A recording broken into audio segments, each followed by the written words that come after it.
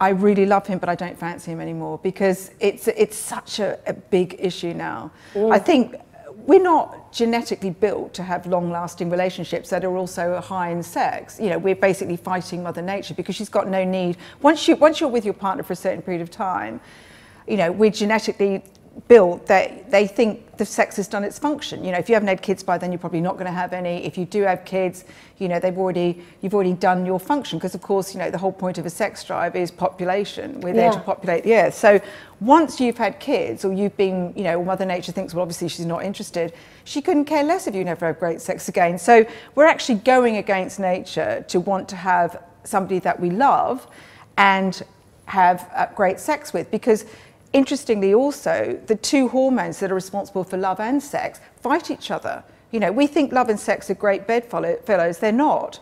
You know, the hormones like you know, oxytocin, serotonin, I think called PEA, they're all love hormones, and they don't like being in the brain with things like testosterone, you know, which is responsible for your sex drive. That's why you have that Madonna whore thing of, you know, have this woman that they love on a pedestal but won't fancy her, and then have sex with somebody else. Wow. That they don't love. So interesting. The way to keep it both going is to have naughty sex. Great to have loving sex, but you've got to have naughty sex to shock the brain into setting off those sex hormones.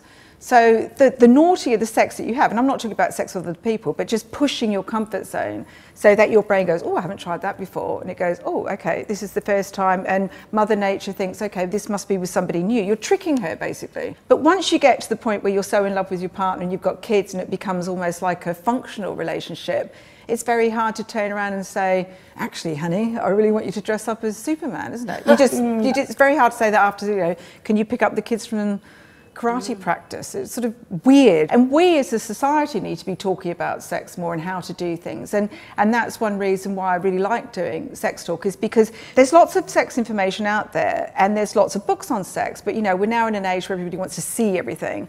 And there's not a lot of really practical sex information that talks about the stuff that we really want to know about. So that's why I'm trying to tackle issues